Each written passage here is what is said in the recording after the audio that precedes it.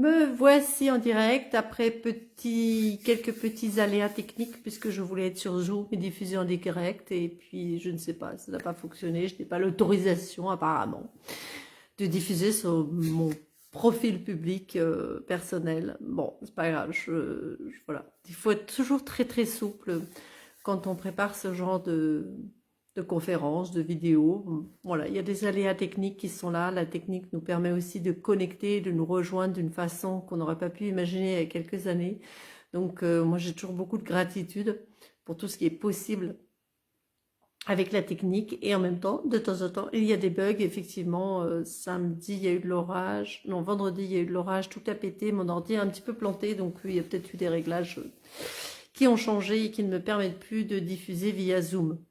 C'est pas grave, je suis là, donc si tu ne me connais pas encore et que tu débarques sur mon profil, je m'appelle Jannick Dumais, ça t'as dû le remarquer. Je suis une éclabousseuse de vie, une éclabousseuse de joie et surtout, je suis là pour que tu puisses transcender les intensités de la vie, en particulier le deuil et spécifiquement le deuil d'un enfant, pour que tu puisses à travers ça renaître à ta puissance intérieure, explorer de nouveaux espaces de lumière et de conscience et arriver vraiment à quelque chose de l'ordre de la douceur, de la sérénité, de la paix et puis de la joie en fait, c'est surtout ça. Alors aujourd'hui, je voulais rebondir sur un partage qui m'a été fait, qui était là, qui était je n'ose pas, je ne veux pas déranger les morts, tu comprends, je ne m'adresse pas trop à, à mon enfant décédé parce que je ne veux pas le déranger. Et c'est quelque chose que j'ai déjà entendu, que j'ai déjà retrouvé dans certains livres, avec des conseils sur comment s'adresser aux défunts, quand s'adresser aux défunts, etc. Et, alors, je ne suis pas en réaction, mais je voulais en fait partager mon point de vue parce que finalement, moi, j'ai arpenté, on va dire, ce domaine à ma manière, à ma sauce. Et surtout, je me suis posé les questions plutôt, mais qu'est-ce qui est possible ici? Qu'est-ce que je peux créer? Et je me suis aussi adressée directement aux défunts. Donc, en l'occurrence, à mon fils qui est décédé en août 2020. Avant cela, c'est vrai que j'avais des contacts avec des défunts de mes clientes, avec pas forcément avec mes parents, avec lesquels j'avais pas cherché, mais en fait, c'est venu quand c'est venu, je n'étais pas spécifiquement en demande. C'est vrai que parfois, quand il y a un deuil récent, la personne peut être en telle douleur, en telle souffrance, en tel désespoir qu'elle peut avoir tendance à harceler en fait la personne décédée, alors je pourrais dire l'envoler, et moi-même, c'est ce que je raconte dans mon livre, il va y avoir encore tellement de jours où je raconte tout mon cheminement de mes 3 premiers mois de deuil, et je suis sans cesse en train de m'adresser à mon fils en lui disant, mais parle-moi, montre-toi, dis-moi où tu es, dis-moi ce que tu deviens, donne-moi des nouvelles de là-haut. Et en fait, je n'avais pas peur de le déranger, de toute façon, moi je posais des questions, et il a pris son temps pour me répondre. De toute façon, lui, il est dans un espace hors du temps. Donc les réponses sont venues plus tard, elles sont venues sous d'autres formes que celles que j'attendais, et puis il répond que aux questions auxquelles il veut bien me répondre, c'est-à-dire tout ce qui est de l'ordre de ma vie personnelle. Par exemple, je lui avais demandé de m'aider pour retrouver un objet que j'avais perdu. Alors, pour un premier objet, il m'a effectivement aidé et j'ai retrouvé cet objet. Puis pour un autre objet, il m'a dit, écoute, je ne suis pas là pour t'assister dans ta vie personnelle.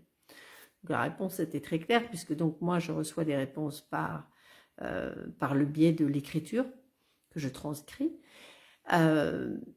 Donc, il a pris son temps et il ne me répond que quand c'est opportun pour lui, que quand il estime que oui, là, il a quelque chose à me transmettre, à me dire.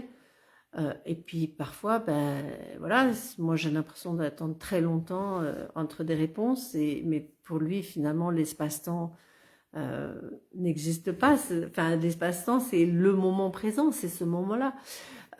Donc en fait, je n'ai pas du tout l'impression de le déranger. Et en fait, je voulais lui demander un message là, mais finalement, j'ai les réponses moi-même. C'est-à-dire que on ne les dérange pas, les morts. En fait, s'ils sont occupés, s'ils vaquent à autre chose, s'ils sont sur un autre espace, ben, ils ne répondront pas à ce moment-là. Et puis en même temps, on ne peut pas non plus les déranger dans le sens où ils sont là en permanence à côté de nous. Et, et en fait, quand on ne veut pas déranger, la prise de conscience que j'ai eue et que je voulais vraiment partager dans cette vidéo aujourd'hui, c'était que, en fait, qui est-ce qu'on ne veut pas déranger ici? Quand on me dit, ben oui, je ne veux pas déranger les morts, je ne veux pas déranger les défunts. Donc, je fais ma vie et je ne m'occupe pas trop de la personne décédée. Et ce qui est ok, hein, il n'y a aucun jugement là-dessus, c'est ok, c'est très bien, on peut aussi vivre sa vie chacun de son côté, de manière autonome, on va dire, de la même façon que si l'autre était sur Terre aussi. Et pourtant, je me suis dit là, hein, il y a une prise de conscience. Qui est-ce que tu ne veux pas déranger?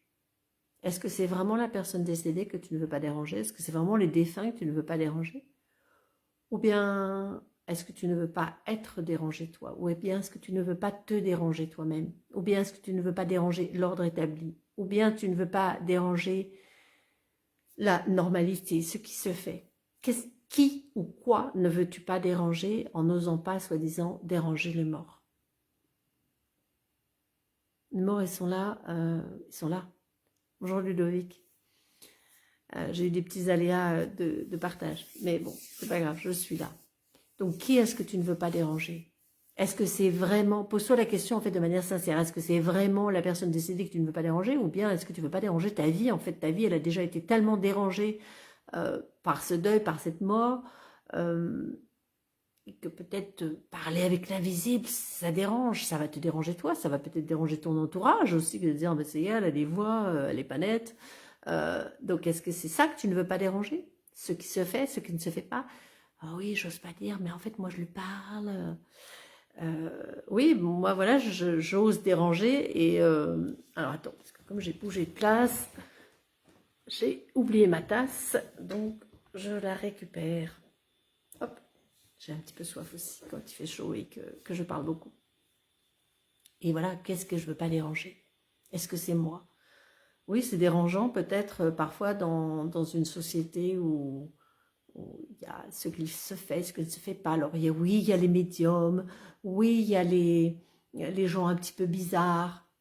Mais si c'était pas bizarre, en fait, de parler avec les morts, si c'était normal, si c'était ça la nouvelle normalité, est-ce que tu oserais cette fois-ci les déranger? Ou bien est-ce que c'est vraiment toi que tu ne veux pas déranger en me disant, ben non, ça se fait pas trop, puis je préfère oublier, je préfère ne pas y penser, ou pas de faux semblants, en fait. Et de toute façon, c'est ça en fait, pour moi, c'est une continuité, et c'est comme dans la vie terrestre, euh, bien, quand quelqu'un n'est pas disponible, alors soit il ne te répond pas, c'est pour ça que aussi, ben, même avec toute cette technologie, on a les répondeurs, on a voilà, tu peux laisser un message, t'envoies un courrier, l'autre prend son temps pour un SMS, la personne elle te répond quand elle veut. Donc on a tous ces moyens-là aussi de dire je ne suis pas disponible. Oui, voilà, déranger, c'est ranger autrement. Mais pour moi, c'est ne pas laisser ranger, justement. En fait, on ne peut pas déranger les morts parce qu'ils ne sont pas rangés. Non, je vais revenir là-dessus. Mais donc, on a tout ça, on a les SMS, etc. pour dire, bah, écoutez, je ne suis pas disponible pour le moment, on peut se rappeler dans une heure, rappelez-moi plus tard, je te réponds dans quelques temps. Alors oui, il y a parfois des personnes qui ne répondent pas, qui ne donnent pas de nouvelles parce qu'en fait, bah, tu n'as pas bien envoyé ton mail, ils n'ont pas bien reçu ton message, peut-être leur téléphone a bugué, ou aussi parfois tu as formulé ta question d'une manière que la personne en fait n'a pas vraiment capté ta demande. Tu n'as pas été clair dans ta demande. Donc l'autre ne te répond pas. Mais est-ce que c'est pour autant que tu le déranges ou pas? Donc en fait déjà ne pas oser déranger les défunts. Est-ce que tu lui as demandé à ton défunt si ça le dérangeait ou pas? Et moi la réponse qui m'est venue, et en fait elle m'est venue, et après je voulais poser la question à l'envolée, mais je me suis dit, ben en fait il va me donner la même réponse que ce que je viens de dire. En fait la première fois quand la personne m'a dit, ben oui, non, non, je m'adresse pas trop à lui parce que je ne veux pas le déranger. Et en fait, ça a été comme un flash, quoi. Je me dis, mais en fait, bon, ok, c'est toi que tu veux pas déranger. Donc, je n'ai pas répondu ça à la personne, bien sûr, parce que voilà, c'était pas le moment là, mais j'ai rebondi dessus aujourd'hui. Je me suis dit, tiens, je vais faire une vidéo là-dessus, c'est trop important. Puis j'avais déjà entendu ce genre de réflexion, mais je n'avais pas eu la prise de conscience à ce point-là. Et puis je me suis dit, mais aussi, les morts, ils ne sont pas rangés, ils ne sont pas dans des cases. Est-ce que tu l'as rangé dans la case inatteignable? Et à ce moment-là, tu ne veux pas le déranger, tu le laisses dans cette case inatteignable, invisible, au-delà, donc au-delà de ce que tu peux, de tes capacités. Est-ce que tu as décidé que c'était au-delà de tes capacités de t'adresser à lui, en fait? Donc tu ne veux pas déranger ça, cet ordre établi qui fait que, bah non, on peut parler qu'avec des gens qui sont là, présents physiquement sur la planète Terre, et les autres, on ne peut pas leur parler. Ou est-ce que tu ne veux pas déranger le fait que de parler avec l'invisible, bah, c'est que les illuminés, tu vois, comme moi par exemple, c'est que les gens un petit peu barrés, c'est des gens trop spéciaux, et puis c'est dangereux aussi. Parce que si tu parles avec les morts, qui est-ce qui fait ça? Qu'est-ce qui parle avec les morts? Ce sont peut-être les sorcières, les sorciers. Ce sont peut-être aussi des gens un petit peu louches. Et puis on pourrait peut-être toucher à des énergies sombres. On pourrait peut-être rencontrer des entités malveillantes. Donc, lâchons tout ça. Et pour moi, c'est exactement comme quand tu vas dans la rue, tu sais à qui tu t'adresses en fait. Il y avait une anecdote que je vais vous raconter parce que franchement, elle était tellement juste. Donc quand nos enfants, donc ouais, mon fils envolé, mais et il y a aussi deux autres enfants. Donc quand ils étaient plus jeunes ados, donc, il y avait le démarrage en fait des réseaux sociaux. À l'époque, moi, je ne connaissais pas du tout Facebook. Enfin, je savais pas du tout utiliser. Mon mari non plus. On était un petit peu sceptiques là-dessus. Puis, enfin voilà, on n'y comprenait rien. C'était pas notre truc. C'était des nouveautés que les jeunes entre guillemets abordaient et ils nous dépassaient un peu. Puis donc un jour on a discuté avec nos enfants, on a dit mais vous faites quand même un petit peu attention sur Facebook, etc. Et il dit non mais t'inquiète papa, enfin papa et maman, vous inquiétez pas, hein. C'est comme dans la rue, on sait à qui on s'adresse, on sait à qui on parle. Et voilà. Donc en fait, nous, la première chose, c'était là, ok, bon, ben, on n'a pas loupé l'éducation parce qu'en fait, ils savent à qui ils s'adressent. Nous, ce qu'on leur avait appris, c'était pas d'avoir peur des réseaux sociaux, c'était pas d'avoir peur des endroits où ils allaient, mais d'être conscient en fait de à qui ils s'adressaient, des personnes avec qui ils pouvaient avoir confiance, des personnes qui étaient vraiment trop bizarres, donc changer de trottoir, changer de rue, aller ailleurs, savoir où ils traînaient en fait, avec qui ils traînaient, et d'avoir conscience des personnes qui étaient vraiment une contribution pour eux ou pas. Donc ça, on a réussi ça. Et c'est la même chose donc sur les réseaux sociaux, mais je dirais que c'est la même chose en fait quand tu t'adresses aux êtres sans corps, quand tu vas parler avec l'invisible. Ben, en fait, si finalement si tu le fais avec conscience et que tu t'adresses vraiment aux êtres de lumière, ben, les êtres obscurs, tu prêtes pas attention, tu les vires, tu leur ouvres pas ta porte, tu les laisses pas rentrer. Donc voilà, tu ouvres ta porte pour la lumière, tu ouvres ton espace pour la lumière, et les autres, bah, c'est tout, voilà, il y a pas de souci. Donc finalement, pour moi, c'est toujours la même chose. On revient toujours aux bases, en fait, c'est de revenir à la simplicité de l'enfance, en fait, aussi. Alors peut-être que la simplicité de l'enfance, elle a déjà été un petit peu détournée assez jeune, mais c'est ça, en fait. Donc en fait, tu ne vas pas déranger les morts, mais effectivement, tu vas peut-être déranger les personnes bien pensantes, entre guillemets. Petit clin d'œil à Brassens, tu vas déranger voilà, ce qui se fait, ce qui ne se fait pas, mais surtout peut-être tu vas te déranger, c'est-à-dire, alors je dirais pas ranger autrement comme tu dis Ludovic, mais faites-moi un petit coucou, faites pas des petites remarques là, j'ai vu qu'il y avait aussi quelqu'un d'autre, faites-moi un petit coucou si vous êtes là, et donc cette vidéo, elle sera rediffusée en direct sur YouTube. Pendant un moment, je les faisais dans mon groupe Vivante. Maintenant, je vais les faire directement sur mon profil public et je les ferai peut-être en direct sur YouTube plus tard. On verra. Ah, bonjour, c'est Nathalie qui est là. Bonjour Nathalie. Donc pour moi, c'est ça en fait, c'est ne pas avoir peur de déranger les morts.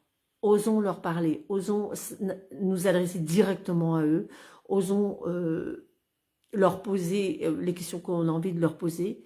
Et puis par contre, lâchons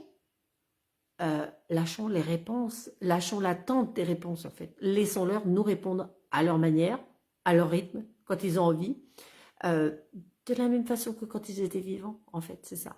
Donc moi, il y a un moment aussi où j'ai reposé des questions, puis j'ai envoyé un message à Louis, et je dis oui, ben là, je t'écris un petit peu moins tous les jours, c'est moins régulier, enfin c'est régulier, mais peut-être moins quotidien.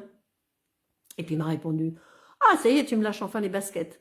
Euh, donc en fait, c'est ça, en fait, c'est aussi respecter le rythme de chacun. Donc, qu'ils aient un corps ou qu'ils n'aient plus de corps, c'est laisser les autres, nos proches, les gens que nous aimons, euh, nous répondre quand ils ont envie, ce qu'ils ont envie de répondre aussi, euh, ou ne pas nous répondre. C'est leur laisser la possibilité de dire oui ou non.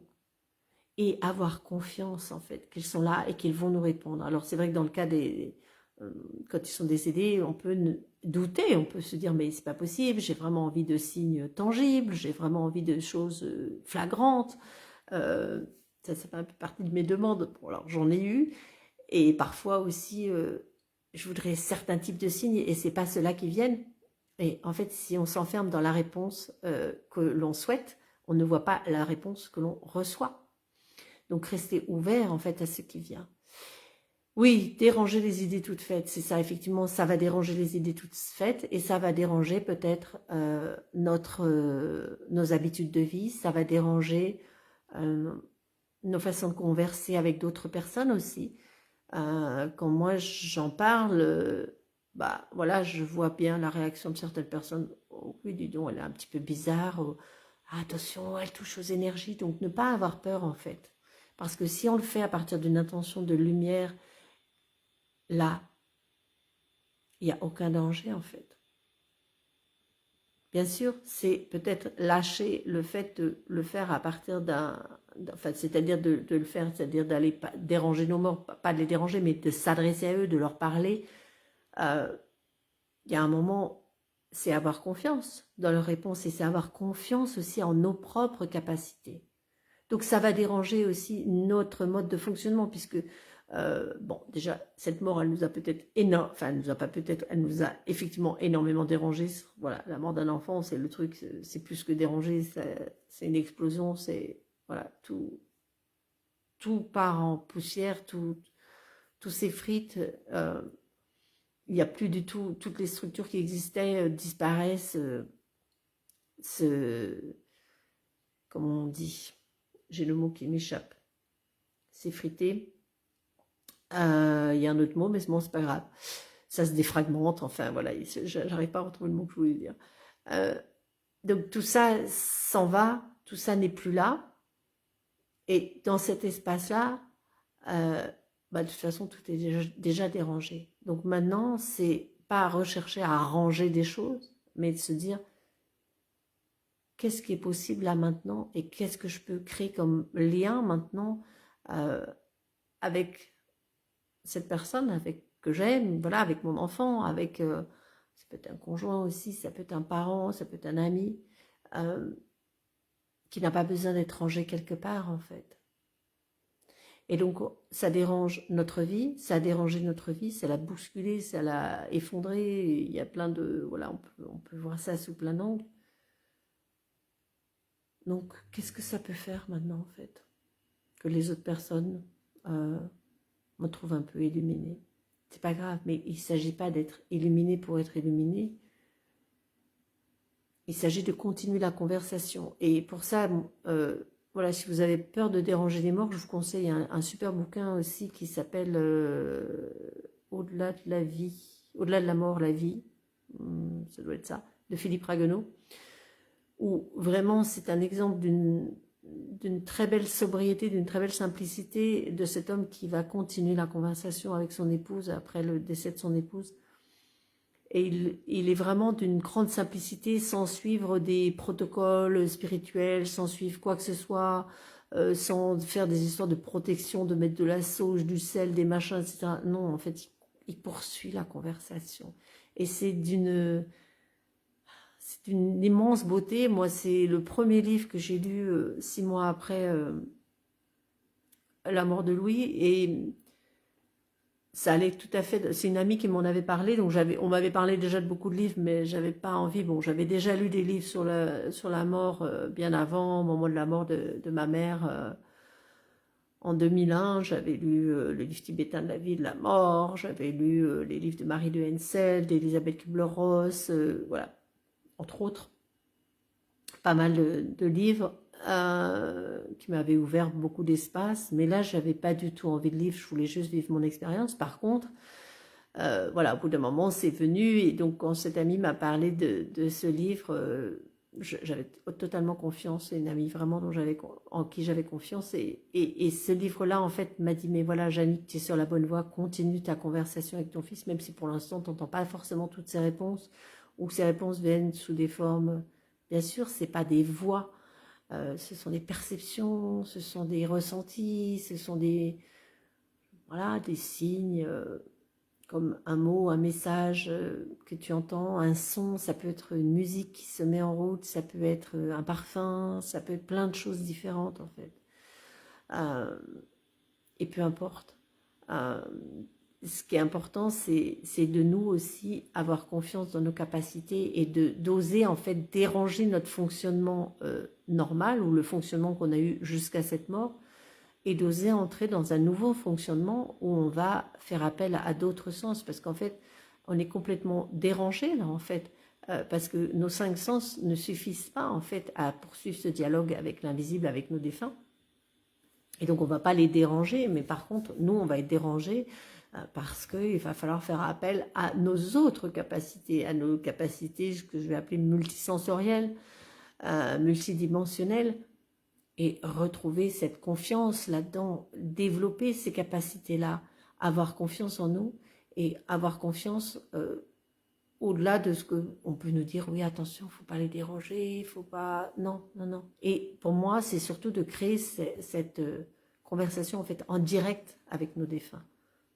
Alors, parfois, oui, ça va aider d'aller voir peut-être une médium, d'avoir aussi d'autres personnes qui peuvent faire ça. Et puis parfois, c'est peut-être quelque chose qu'on fait au début, mais moi, souvent, en fait, j'invite les personnes que j'accompagne, les personnes qui s'adressent à moi, à s'adresser directement.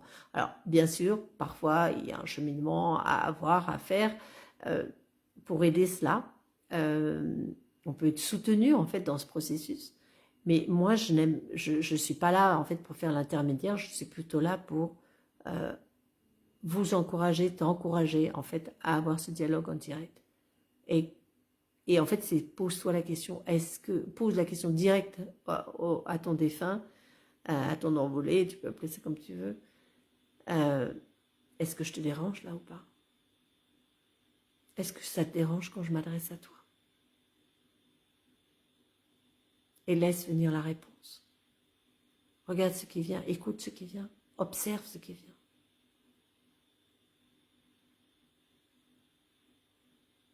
Voilà mon invitation d'aujourd'hui. Je trouvais que c'était important de relever. Puis voilà, je cherche toujours des thèmes aussi à aborder. Puis je cherche à regarder les choses de la manière, en fait, peut-être la plus simple, la plus lumineuse, la plus claire aussi. Et surtout que chacune reprenne, en fait, sa puissance, son pouvoir personnel et ne soit pas sous l'emprise... je dirais peut-être de gourous, de choses comme ça. Alors après, c'est exactement comme moi, je sais faire mon pain et de temps en temps, je le fais. Et puis en même temps, je trouve ça pas mal de prendre du pain aussi chez le boulanger et de m'adresser au boulanger pour voilà, qui va me faire un très bon pain si je trouve le boulanger qui me convient. Et voilà. Donc on peut dire que c'est la même chose. Peut-être que toi, tu arrives à t'adresser à tes défunts, etc. Mais que parfois, voilà, tu préfères que ce soit quelqu'un d'autre qui le fasse pour toi. Et c'est OK aussi, en fait. Donc, voilà. Il n'y a pas à se juger. Je ne sais pas combien de fois par hasard tu es toujours top. Oh, merci Ludovic, c'est vraiment sympa.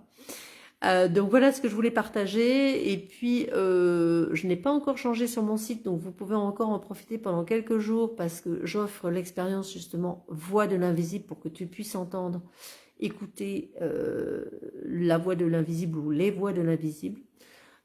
Donc c'est une expérience en one-to-one, enfin en privé, on va parler français, ok,